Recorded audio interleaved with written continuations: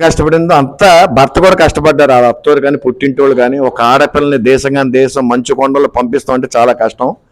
అలాంటిది ఆయన ప్రోత్సాహం లేకపోతే ఎవరు ముందుకెళ్ళలేరు. భర్త సహకారంతోనే, అత్తవారు కుటుంబంతో సహకారంతోనే ఇవన్నీ జరిగినాయి. ఇంకా మా గురువులు ఆర్ఎస్ఎస్ సత్యనారాయణ రోలేటి సత్యనారాయణ గారు లాస్ట్ ప్రసంగిస్తే కారణం ఏంటంటే ఆయన నా చిన్నప్పుడు మాకు ఆర్ఎస్ఎస్ గురువు గారు లాస్ట్ ఆయన ప్రసంగిస్తారు. కొద్దిగా దాని ముందు మా కిషోర్ బాబు గారు ఒకసారి మాట్లాడి పద్మ గారు మా చెల్లెగిస్తానని కోరుకుంటున్నాం. అది సభకు నమస్కారం. నా పేరు కిషోర్ అండి, మాది కాకినాడ. ఇప్పుడు ప్రత్యేక కృతజ్ఞతలు సుబ్బారావు గారికి. అలాగే తన్ని గుర్తించి ఈరోజు మమ్మల్ని ఇలా పిలిచి చిన్న సన్మానంగా చేయడం అనేది మాకు చాలా ఆనందకరం.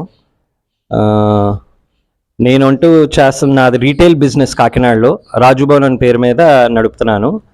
1964లో మా తాతయ్య గారు స్టార్ట్ చేశారు. ఆ తర్వాత మా నాన్నగారు, ఇప్పుడు నేను